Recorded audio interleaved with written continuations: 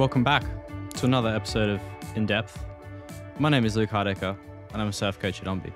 If you're new to Ombi, we take a look at surfing from the perspective of ocean, mind, body, and equipment. This week, I want to talk to you about One More Wave. And there's a whole learning experience around One More Wave where you may be letting yourself down. You may be on the edge of a light bulb moment, and the idea of thinking, I've got one good wave and I can head in now and I've ticked my box. I want to give you a pattern interrupter, and I want to try and, when you do something good, not to head in and to stay out there and to try and cement a learning experience. I'm going to break that down. To understand this experience and what I'm talking about, I want to try and ask you a couple questions, and that's, do you sometimes think back on a surf? And do you think it was great because you at least had that one good wave? Or do you sometimes bob around thinking, I'll just get one more wave and head in? But then what do you do when you get that one really good wave and you do something really good? Or what do you do if you never end up finding it? Or do you go out and do one thing and say, yep, that's it. It won't get any better, so I'm going in now, and you cut your session short? I have a really small gripe with this. And one more wave or ending a surf in this fashion. But we've all done this at one point or another, including me. And what I want you to do, I want to introduce you to a pattern interrupter. Something that's meant to make you stop, think about what you're doing, and think, should I paddle in, or am I on the verge of a light bulb moment here? So what I'm talking about here is this whole learning experience, and sometimes by going in and saying, that was great, I'm happy with that one good wave, you're doing yourself a massive disservice. And you're negating a vital learning experience where if you've done something good, you want to capitalize on that. And if on that one last wave, you did something really good, and I mean like you've done something new or different, and it made you go, yep, that was good, then why paddle in? You've just done something that you may have been working towards in your surfing. And if you go in, you're selling it for it being just a brief glimpse. Something you could do, something you could be really better at. But instead, I want you to use that last one good wave as motivation. Something that makes you think, maybe I paddle back out, or go get one on the inside and try that again. So I don't want you to think, just nail one little thing, one good wave and be happy with that. If you've done something that new, something you've never felt before, something that you've been working towards, something that feels good, cement it, do it again. So there's a point to this, and that's, in that moment, you've done something really good. And like I just said, I want you to cement that feeling, and you need to make it natural in your surfing. So that means you need to go and do it again. And that's it. Build the muscle memory, do it again, and ask questions. I don't want you to paddle in and lose that learning experience. This learning experience is easier to understand and explain if we take surfing out of the equation. We take out the surf, what the crowd's doing, and just look at it from the learning experience. If you suddenly have a light bulb moment, or you experience something that may lead you to a breakthrough, you need to go back and attempt it again and again. If you're doing something in the skate park, you moved slightly better, you tried something new, and it made you stop and think, or you felt something new or different, you'd probably want to try that again. If I was coaching you face to face, I'd pull you aside and ask you, what just happened? What did you feel? What did it feel like? Was that a new feeling? Was it better? And finally, do you want to go and do it again? The last one is just more of a challenge and reverse psychology I say to people to make them want to try and do something again. It's not to push them and make them feel uncomfortable. It's about making them feel comfortable to want to try something. So I ask you to do that to yourself. Find a way to do it. If you can do it after these moments and ask yourself those questions, it's a huge win in improving your surfing, or even just anything that you're trying. In the skate park, you'd then be excited to go back and try this again and again. And I see this all the time coaching people. There's serious excitement, and the only way they'll make the breakthrough in their skating is if they do this over and over, trying to feel it, understand it, and create some muscle memory.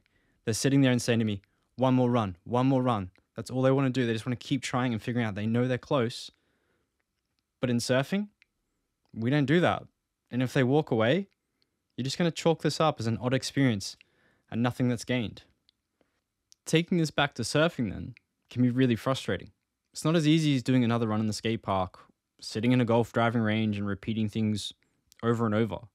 You have the crowd and the conditions to contend to, let alone your own fatigue. So it's not so easy. I get it. We've all been there. We know what the issues are, but we've still got to try. We can't just head in and say, that was great. I spent 2 hours doing nothing, but I got one wave, so it's okay. If that one wave was something good, if that was something new, go back out and try and do it again. Find a way. Getting inside it doesn't matter. I don't want this to be putting you off. I want you to be motivated. I want you to think, something just happened. I need to go back and try and recreate that again and again. That's the whole purpose.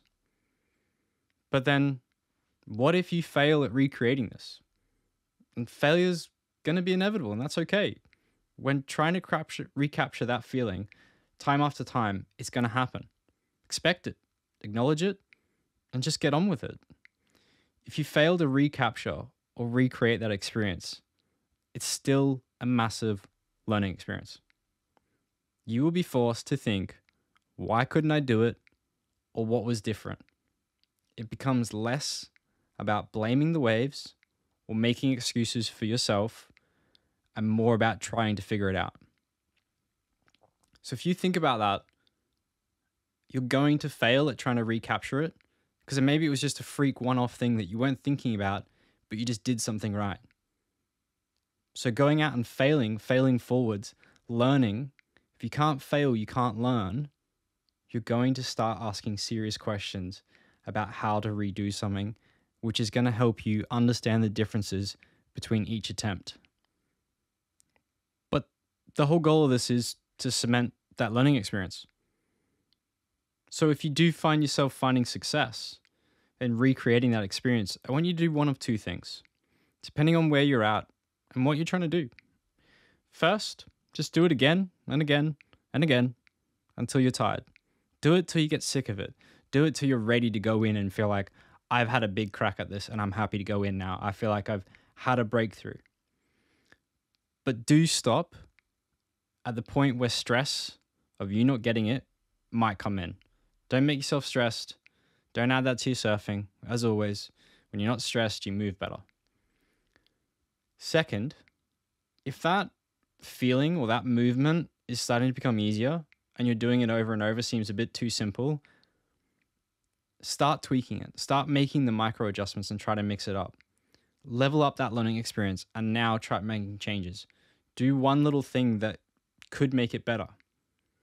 The reality of all this is that it takes most of us adults huge amounts of repetitions to cement something to muscle memory. It's going to take time. But when you've done something good and you're in the zone, there's no better time to do it. So going in for and saying, that's my surf done, I've had my one good wave, you're kind of limiting that experience. You're not ever going to be able to take hold of it and learn something and learn it at a rate that you're happy with. So I don't want you to give up and feel like you've had a win. I want you to go back out and do it again and again and cement it. That's really exciting.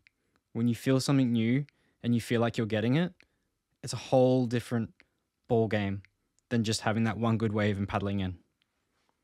When we think about our surfing and we're fighting the conditions, some days they're good, some days they're bad, some days the waves work with us, some days they feel like they're working against us. So who is to say when you're going to have these breakthroughs or light bulb moments next? When is it going to happen next? If you have a good wave, take advantage of it. Recapture it. So I want you to use this as a pattern interrupter. And you've had a really good wave, I want you to think, do I want to cement that as a learning experience and capitalize on it? Or do I just want to paddle in and call it a day?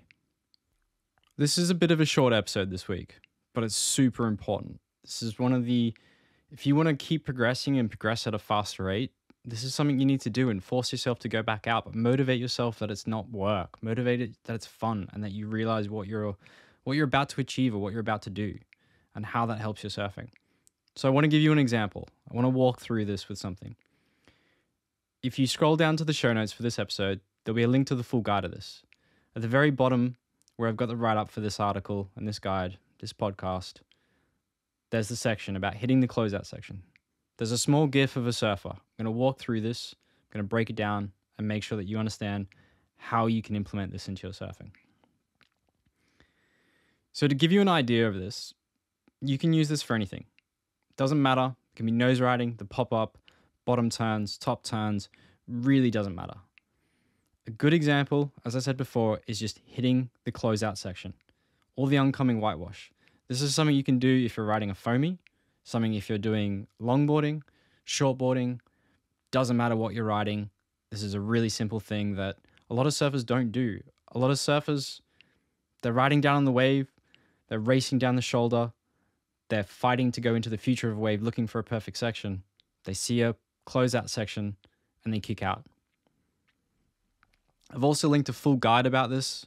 I did one maybe a couple months ago. So you can have the full write-up there. That'll be in the show notes as well. But it doesn't matter because this is a simple, easy fix where you can start getting people to start feeling something. And for a lot of people, they haven't felt hitting a closeout section because they're too busy kicking out, which if you think about it, just hit the closeout section and you're going to experience something. You're going to have fun. You've only got to paddle like an extra 5 meters. It's pretty mad not to try and do it. Because if you fail, like not much is going to happen. It's just, yeah, I mean, it's a lot of the time it's on smaller waves. Maybe if it's bigger and more critical waves, I can see a bit more justification for not wanting to hit it. You don't want to eat it. But for most cases, you know, shoulder height below, a lot of the typical beach break waves that a lot of people surf, just hit it. Just go for it. Try. So the way to do this is it's just a simple maneuver of trying to extend up as you're coming along the wave and you can see it extending, and it's going to start closing out, or you've got this oncoming section of whitewash coming towards you and you're coming towards it. You can see there's an end to the wave. And as you see that end of the wave, you know it's coming, so you can start trying to work on the timing. There's one thing you can work. The next thing is, once you can try and get the timing, you've then just got to extend and lift yourself up to the top of the wave. This is a very gentle, easy maneuver to do. Then the next part is this is a really basic, not very exciting turn, but for a lot of people, they haven't done it before. You're just presenting the underside of your board. So as you lift up and extend, you're just putting weight onto the back of your heels and doing a slight twist so that the underside of your board, you're on your outside rail, your inside rail comes up and then the foam hits the bottom of your board. That foam then pushes you back down to the beach. So for a lot of people, I would want you just to try that, because you can try it again and there's so many different things. I can work on my compression extension. I can work on the twist, and the foam is going to help you push you back to the beach. It's a really simple maneuver, and it's just like, if you did that once, that is so repeatable, because you can go back out and you can find another closeout section. Point to me at what beach you don't have a closeout section. You can find one on the inside. There's so many different ways to do it. And it's just like, if you've never done that style of surfing, go out, try it. Don't settle for one wave, one turn. Go out, do it again. You can do it on a foamy, you can do it on a longboard, you can do it on a shortboard. So as I said in the show notes before, you'll find the full guide with the GIF of a surfer doing this. The first time I put that GIF out, a couple of people were like, oh, this is a more advanced surfer than me. And he is just doing what I explained. It's a very gentle bottom turn, extending up to the top. Even if you're stuck mid-face, you can still just get up to the top of the wave, extend up there, and present that inside rail up so the foam just pushes it back. That's all he's doing, and he's twisting and timing and moving it well. If you want to see this, you can also go to the Instagram for Ombi. If you search Ombi Surf, it'll be in the carousel for this episode. If you swipe across, I'll make sure that I include the GIF there. It's not overly complicated. I don't want you to think that you can't go out and try that. And then if you start doing it, just keep doing it again and again till you start learning that, hey, there's this whole new section I've never been hitting, and I can really easily, lazily hit it. And that's going to be fun if you've never done it before. If you're more of an advanced surfer, then just apply that idea to doing something different in your surfing, if it's nose riding, if it's just pulling into closeouts. There's something I want to bring up about closeouts probably in about 2-3 episodes. I'll bring that out. But there's so many different ways you can do that. So I want you to think that if you've done something good, ask yourself, was that good enough to paddle in on? Or do you want to go back out and work on that again and again? I want you to introduce this as a pattern interrupter. So in summary, do something good, don't paddle in on it. Don't settle for that wave being good enough and saying, I had 2 hours out there and I got one really good wave. If you have a bad surf, you have a bad surf. That's fine. But if you've done something good, capitalize on it. Go back, do it again, feel it out. Just keep doing it for as long as you can, but don't get stressed. It's about understanding that it's a learning experience and not just settling in. If you sit out there and try and say one more wave, but you never get a good wave, just go out and have fun. Just do something or try not to get stressed about it. It's fine to fail. And when you start failing, you can learn. And then you can start asking yourself, what went wrong? What didn't I do? As I said before, this was a short episode, but it's super important. I don't want you to forget about this. Try and implement it in your surfing. As always, you can let me know. You can head to the Ombi website, ombi.co, and you can hit right from the header for the In-Depth Surfing Podcast. There's a contact button there that you can get in touch. You can give episode submissions. Tell me what you like, what you don't. I'd love to know. As always, I'd love to know if you're going to implement this, so you can get in touch through there or info@ombi.co. If you've been enjoying this and finding this helpful for your surfing, I'd really appreciate a review. Wherever you're listening to them, doesn't matter. Let me know how you're enjoying it. We have our Ombi Method PDF. It's our whole collection of our surf coaching wrapped up into one little document. It's actually quite big. It'll give you all the fundamentals of surfing, moving, the science. There's a lot to break down. So that will be in the show notes as every week. And then next week, I'm going to be talking about surf skating. It's very exciting for me. I spent a lot of time surf skating. I'd love to pass on some of that knowledge now because I've been feeling like I've been saying I'm going to bring out surf skating stuff for about 6 months and I just get wrapped up in other stuff. So I've called enough wasting of time and to get into surf skating. So I will be out this week filming some surf skating so that I can use some visual demonstrations for next week. I'll be hitting a local bowl here, which is an indoor bowl. It's really exciting. It's about 6 to 8 feet in most sections, so it's quite a good bowl. And then they have like an insane 20-foot half pipe, which, yeah, that's interesting. I haven't really figured that thing out. It's huge. But anyways, I will save that for next week. See you then.